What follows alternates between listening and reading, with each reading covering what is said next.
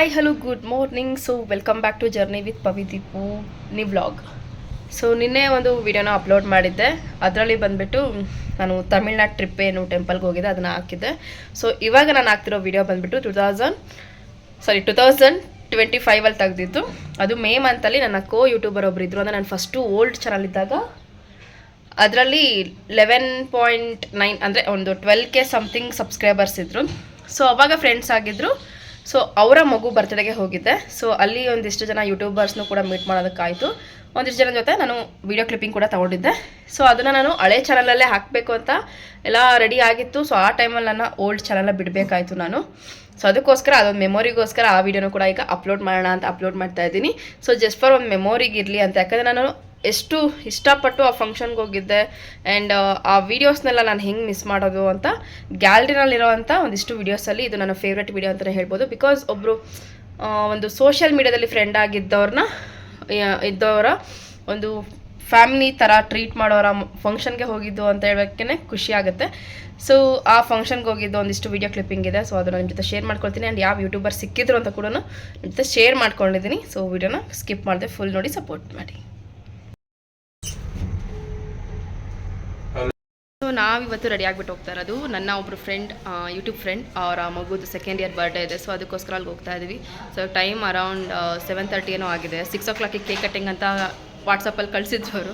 But late ಆಗೋಯ್ತು. ಅದು ಇದ್ದಿದ್ದಲ್ಲ common ಆಗಿ ಆ ಮನೆ ಕೆಲಸ ಎಲ್ಲ ಮುಗಿಸಿ ಅಡುಗೆ ಎಲ್ಲ ಮುಗಿಸಿ ಹೋಗೋ ಅಷ್ಟೊತ್ತು ಲೇಟ್ ಆಗುತ್ತೆ. ಸೊ ನೋಡುವಲ್ಲ ಯಾರು ಮೀಟಪ್ ಆದರೆ ಬೇರೆ ಯೂಟ್ಯೂಬರ್ಸ್ ವಿಡಿಯೋ ಮಾಡ್ತೀನಿ. ಇಲ್ಲ ಅಂದರೆ ಅಲ್ಲಿ ಹೇಗಿರುತ್ತೆ ಅನ್ನೋದ್ರ ಬಗ್ಗೆ ಕೂಡ ನನ್ನ ಎಕ್ಸ್ಪೀರಿಯೆನ್ಸ್ ಬಗ್ಗೆ ವಿಡಿಯೋ ಮಾಡ್ತೀನಿ. ಇವಾಗ ಸದ್ಯಕ್ಕೆ ನಾನು ಮತ್ತು ನನ್ನ ಹಸ್ಬೆಂಡ್ ಹೊರಟಿದ್ದೀವಿ. ನಾನು ಸ್ವಲ್ಪ ಬೇಗನೆ ಹೋಗೋಣ ಅಂತ ಅಂದ್ಕೊಂಡೆ, ಅಲ್ಲೊಂದು ಸ್ವಲ್ಪ ಟೈಮ್ ಸ್ಪೆಂಡ್ ಮಾಡ್ದಂಗೆ ಆಗುತ್ತೆ ಅಂತ. ಬಟ್ ಎಷ್ಟೇ ಬೇಗ ಅಂತಂದ್ರೂ 7:30 ಆಗೇ ಹೋಯಿತು. ಇಲ್ಲಿಂದ ನಮಗೆ ಆಫರ್. ಹೆಣ್ಮಕ್ಳು ಲೇಟು. ಅಡುಗೆ ಕೆಲಸ, ಮನೆ ಕೆಲಸ ಏನು ಬಾಕಿ ಇದೆ ಏನಿಲ್ಲ ಅದೆಲ್ಲ ನೋಡ್ಬಿಟ್ಟು ಬರಬೇಕು. ಗಂಡು ಮಕ್ಳು ಥರ ಆರಾಮಾಗಿ ರೆಡಿ ಆಗ್ಬಿಟ್ಟು ಬರೋದಲ್ಲ. ಇದಕ್ಕೇನು ಕಮ್ಮಿ ಇಲ್ಲ. ಬಿರಿಯಾನಿ ರೆಡಿ ಹಾಕು ಮ್ಯಾಗಿ ರೆಡಿ ಆಗೋದಕ್ಕೂ ವ್ಯತ್ಯಾಸ ಇಲ್ವಾ? ಸೊ ಇವಾಗ ಹೊರಟಿದ್ದೀರಿ. ಇಲ್ಲಿಂದ ನಮ್ಮ ಮನೆಯಿಂದ 1/2 hour ತೋರಿಸ್ತಾ ಇದೆ. ನಮ್ಮದು ಬುಲೆಟ್ ಆನ್ ಆಯ್ತು ಅಂತಂದರೆ ಏರೋಪ್ಲೇನ್ ಸ್ಪೀಡಲ್ಲೇ ಹೋಗೋದು. ಸರಿ ನೋಡುವ ಅಲ್ಲಿ ಹೋಗ್ಬಿಟ್ಟು ಹೇಗಿರುತ್ತೆ ಏನು ಅಂತ ಎಕ್ಸ್ಪೀರಿಯನ್ಸ್. ಸೊ ಬರ್ತ್ಡೇ ಪಾರ್ಟಿ ಇದ್ದಿದ್ದು ಇದೇ ಶಾಂತಿ ಸಾಗರ್ ಅನ್ನೋ ಹೋಟೆಲಲ್ಲಿ. ಸೊ ಫುಲ್ ಎಕ್ಸೈಟಾಗಿ ಹೋಗಿದ್ವಿ. ನಾನು ಲೇಟಾಗಿ ಹೋಗ್ತಾ ಇದ್ದೀನಿ, ಪಾರ್ಟಿನೇ ಮುಗ್ದೋಗ್ಬಿಟ್ಟಿರುತ್ತೆ ಅಂತ ಅಂದ್ಕೊಂಡೆ ಹೋದೆ.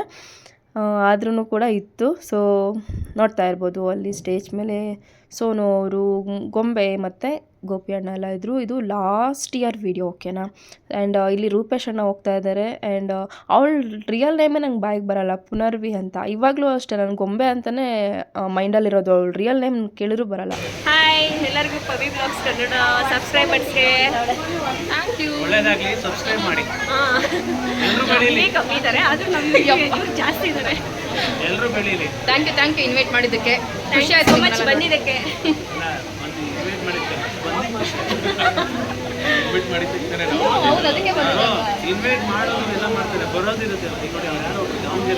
ಬರ್ತ್ಡೇ ಪಾರ್ಟಿ ಫುಲ್ ಮಕ್ಕಳೆಲ್ಲ ಲಬ್ಬ ಅಂತ ಮುಗಿಸ್ತಾ ಇದ್ರು. ಇದನ್ನು ಸ್ವಾತಿ ಗೌಡ ಬಂದಿದ್ರು. ಸ್ವಾತಿ ಗೌಡ ತುಂಬ ಜನ ಗೊತ್ತಿರುತ್ತೆ, ಅಂದರೆ ಯಾರು ವ್ಲಾಗ್ಗಳನ್ನ ಮಾಡ್ತಾ ಇರ್ತಾರೋ ಅವ್ರಿಗೆ ಗೊತ್ತಿರುತ್ತೆ.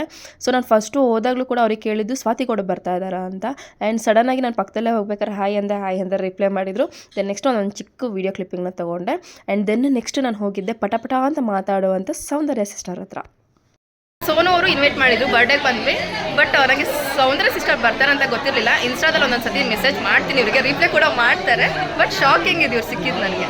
ಖಂಡಿತ ಎಲ್ಲರೂ ಪವಿದೀಪು ಕನ್ನಡ ವ್ಲಾಗ್ಸ್, ಖಂಡಿತ ಎಲ್ಲರೂ ಪವಿದೀಪು ಕನ್ನಡ ವ್ಲಾಗ್ಸ್ಗೆ ಸಬ್ಸ್ಕ್ರೈಬ್ ಮಾಡಿ, ಇದೇ ರೀತಿ ಸಪೋರ್ಟ್ ಮಾಡಿ.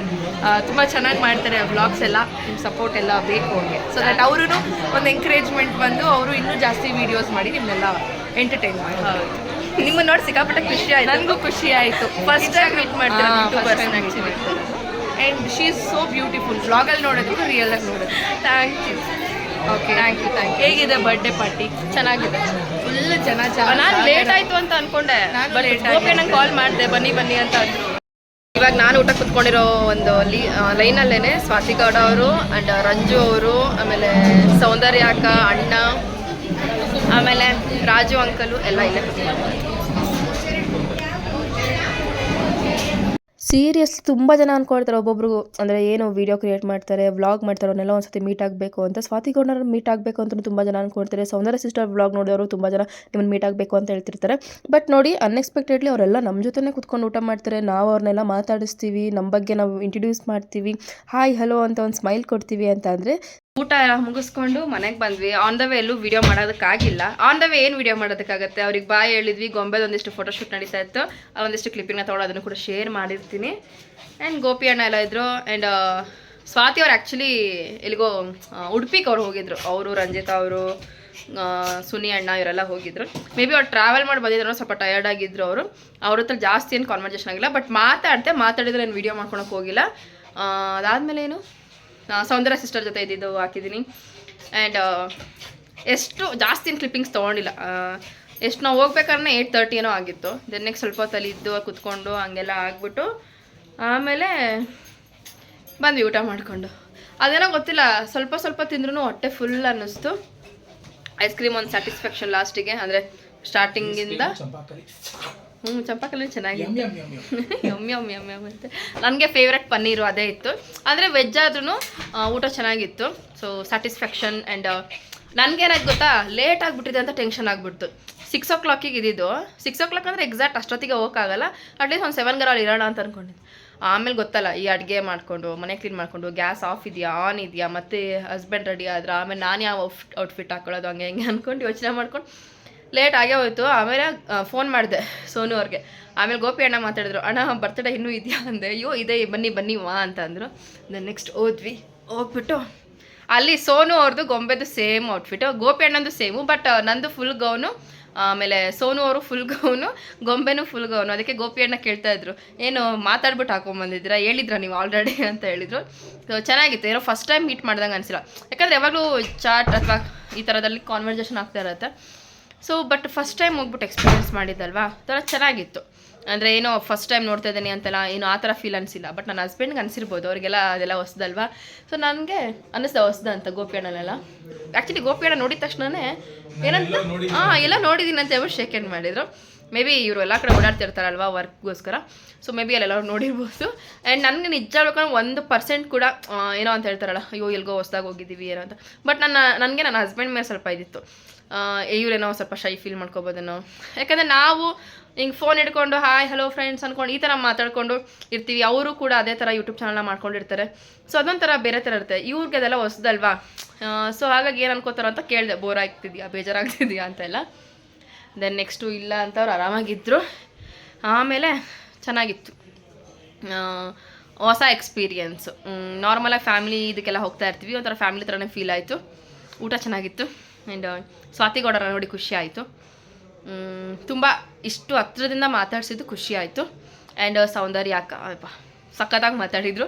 ಅದಾದಮೇಲೆ ನಾನು ಪರ್ಮಿಷನ್ ಕೇಳಿದೆ, ಬಿಕಾಸ್ ಅವರು ಕೂಡ ಯೂಟ್ಯೂಬರ್ ಆಗಿದ್ರು ಕೂಡ ನಾನು ಸಡನ್ನಾಗಿ ಹೋಗ್ಬಿಟ್ಟು ಫೋನ್ ಹಿಡಿಯೋಕ್ಕಾಗಲ್ಲ ಅಂತ. ವೀಡಿಯೋ ಮಾಡ್ಕೊಳ್ಳ ಅಂದೆ, ಶೂರ್ ಮಾಡ್ಕೊಳ್ಳಿ ಅಂತ ಹೇಳ್ಬಿಟ್ಟು ಪಾಪ ಮಾತಾಡಿದರು. ಆಮೇಲೆ ಅವ್ರ ಚಾನಲ್ಗೂ ಕೂಡ ಅವ್ರು ವೀಡಿಯೋ ಮಾಡಿಕೊಂಡ್ರು. ಅದು ನನಗೆ ತುಂಬಾ ಖುಷಿ ಆಯಿತು. ಅಂದರೆ ಒಂದು ಸ್ಮಾಲ್ ಯೂಟ್ಯೂಬರ್ಸ್, ಅವರು ಕೂಡ ಸ್ಮಾಲ್ ಯೂಟ್ಯೂಬರ್ ಆಗೇ ಬಂದಿರ್ತಾರೆ. ಒಬ್ಬೊಬ್ಬರು ಸಬ್ಸ್ಕ್ರೈಬರ್ ಕೂಡ ಕೌಂಟ್ ಡೌನ್ ಜಾಸ್ತಿ ಆಗಿದ್ದಕ್ಕೇ ಅವರು ದೊಡ್ಡ ಯೂಟ್ಯೂಬರ್ ಅಂತ ಆಗೋದು. ಬಟ್ ಆದ್ರೂ ಅವರಿಗೆ ಆ ಒಂದು ಅಹಂ ಅನ್ನೋದಿರುತ್ತಲ್ವ, ಅದಿಲ್ಲ. ಸೊ ಅವರು ಕೂಡ ಅವ್ರ ಮೊಬೈಲಲ್ಲಿ ಶೂಟ್ ಮಾಡಿಕೊಂಡು ನನ್ನ ವ್ಲಾಗಿಗೂ ಮಾಡ್ಕೊತೀನಿ ಬನ್ನಿ ಅಂತ ಹೇಳ್ಬಿಟ್ಟು ಮಾತಾಡಿಬಿಟ್ಟು, ನನ್ನ ಯಾರೆಲ್ಲ ಸಬ್ಸ್ಕ್ರೈಬರ್ಸ್ ವೀಡಿಯೋ ನೋಡ್ತಿದ್ದೀರಾ ಹೋಗಿ ಪವಿದೀಪು ಅವರ ವೀಡಿಯೋನ ನೋಡಿ ಅಂತೆಲ್ಲ ಅಂದರು. ಒಂಥರ ಖುಷಿ ಅನ್ನಿಸ್ತು. ಒಂದು ಆ್ಯಟಿಟ್ಯೂಡ್ ಮೇಂಟೈನ್ ಮಾಡಿಲ್ಲ ಅವರು. ಹೋದ ತಕ್ಷಣ ಆ್ಯಕ್ಚುಲಿ ಅವರು ನಾವು ಹಿಂಗೆ ಕುತ್ಕೊಂಡಿದ್ವಿ. ಫಸ್ಟ್ ನಾನು ನೋಡಿದೆ, ಬಟ್ ನಾನು ಸ್ಟೇಜ್ ಮೇಲೆ ಹೋಗ್ತಾ ಇದ್ದೆ. ಬಟ್ ಅವ್ರ ಹಸ್ಬೆಂಡ್ ಹತ್ರ ಹೇಳಿದ್ರಂತೆ, ಆ ರೆಡ್ ಕಲರ್ ಡ್ರೆಸ್ ಹಾಕ್ಕೊಂಡವ್ರನ್ನ ಎಲ್ಲ ನೋಡಿದ್ದೀನಿ ಅಂತ.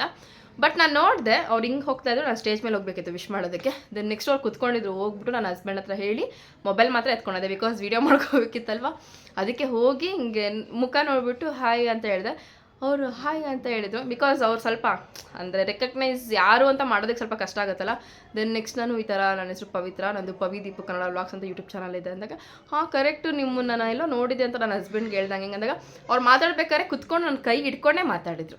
ಇದೇ ಕೈನ ಹಿಡ್ಕೊಂಡೇ ಮಾತಾಡಿದರು. ಇದೆಲ್ಲ ಒಂದು ಕಡೆ ಅಂದರೆ ಯಾರೋ ದೊಡ್ಡ ಸೆಲೆಬ್ರಿಟಿ ನೋಡ್ಕೊಂಡ್ಬಂದ್ವಿ ಅಂತ.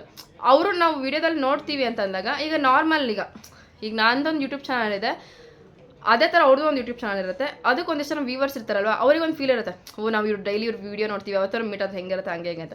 ಆ್ಯಕ್ಚುಲಿ ನನಗೂ ಹಂಗೆ ಅನಿಸುತ್ತೆ. ಸೊ ಇವ್ರು ಯಾರು ಮೀಟ್ ಆದರೆ ಹೆಂಗಿರುತ್ತಲ್ಲ ಹಂಗೆ ಅಂತ. ಸೊ ನಾನು ಅವ್ರನ್ನ ಹೋಗಿ ಮೀಟ್ ಮಾಡಿದಾಗ ಆ ಫೀಲ್ ನನಗೆ ಹಂಗೆ ಅನ್ನಿಸ್ತು. ಒಂಥರ ಅವರು ಕೂಡ ಚೆನ್ನಾಗಿ ಮಾತಾಡ್ಕೊಂಡೆಲ್ಲ ಇದ್ದಾಗ ಒಂಥರ ನನಗೂ ಕೂಡ ಸಿಕ್ಕಾಪಟ್ಟೆ ಖುಷಿ ಆಯಿತು. ಚೆನ್ನಾಗಿತ್ತು ಎಕ್ಸ್ಪೀರಿಯೆನ್ಸ್ ಚೆನ್ನಾಗಿತ್ತು.